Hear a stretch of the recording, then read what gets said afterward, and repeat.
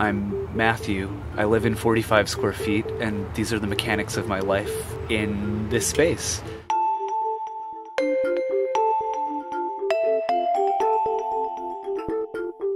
I'd like to demonstrate that space is a convention, that we can live a little bit differently outside of the very established behavioral patterns of our Western industrialized world. I think I'm going to be in for a surprise because I don't think I yet understand the scale of it.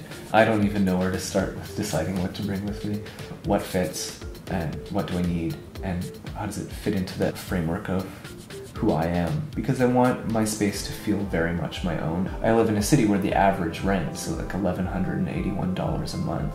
And so much of this was about saying, I want to choose how I live in the city that I live in.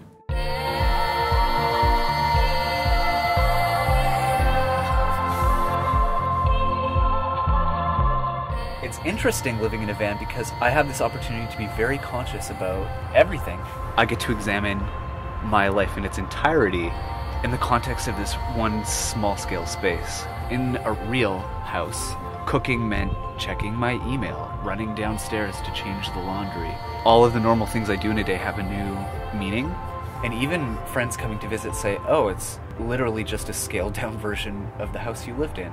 And I want to make a distinction between discomfort and suffering because I put myself here, because I wanted to be here. We live in a culture that's more friends, more money, more opportunity, more attention, and I lived that, and there was an urgency to that. You know, we have all of these sort of peer-informed ideas about how we should be doing things, how we should be working, how we should be eating, how we should be healthy, and I want to question those ways. I just wanted to see what it was like to live on a small scale with the attitude that what I have is exactly enough for me. And yeah, it's a kind of solitude, but there's a joy to being stuck with myself. It's value building, and I'm learning a lot about myself. But I don't know if I could have accounted for that any differently. I think this is just sort of the process that I have to go through as the reality of choosing to live in a van.